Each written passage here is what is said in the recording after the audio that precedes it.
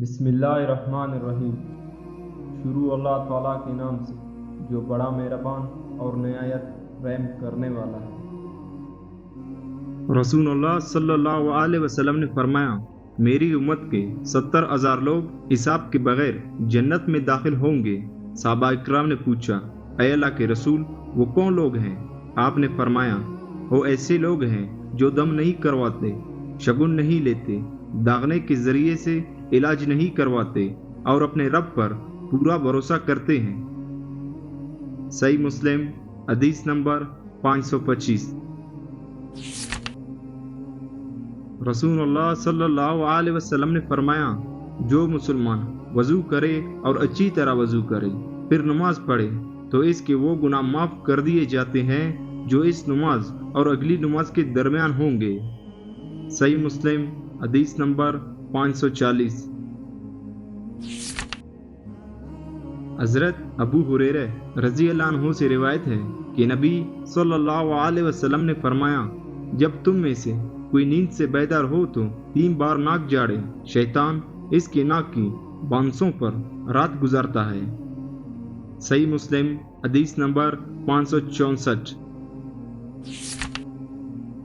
رسول اللہ صلی اللہ علیہ وسلم نے فرمایا، تم میں سے کوئی شخص جب ٹھوس چیز سے استنجا کرے تو طاق عدد میں کرے۔ صحیح مسلم حدیث نمبر 565۔ حضرت عبداللہ بن عمر رضی اللہ عنہما سے روایت ہے، انہوں نے کہا، ہم رسول اللہ صلی اللہ علیہ وسلم کے ساتھ مکہ سے مدینہ واپس آئے۔ رستے میں جب ہم ایک پانی والی منزل پر پہنچے تو عصر کے وقت کچھ لوگوں نے جلدی کی، وضو کیا تو جلدی میں تھے۔ ہم ان تک پہنچے تو ان کی ایڑیاں اس طرح نظر آ رہی تھی کہ انہیں پانی نہیں لگاتا۔ رسول اللہ صلی اللہ علیہ وسلم نے آ کر فرمایا، ان ایڑیوں کے لیے آگ کا عذاب ہے، وضو خوب اچھی طرح کیا کرو۔ صحیح مسلم حدیث نمبر 570۔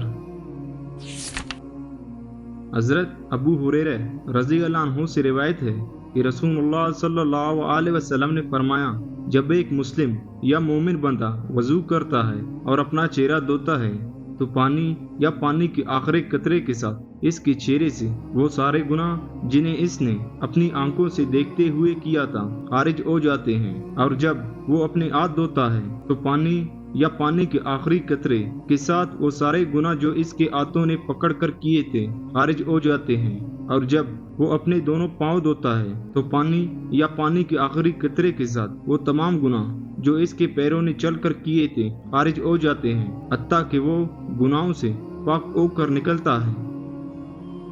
صحیح مسلم حدیث نمبر 577۔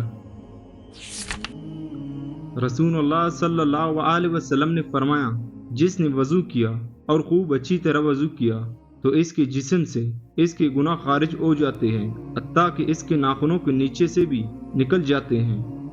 صحیح مسلم حدیث نمبر 578۔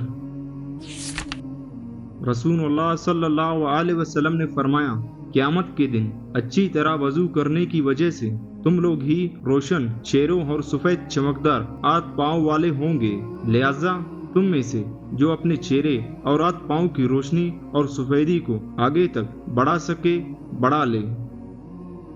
صحیح مسلم حدیث نمبر 579۔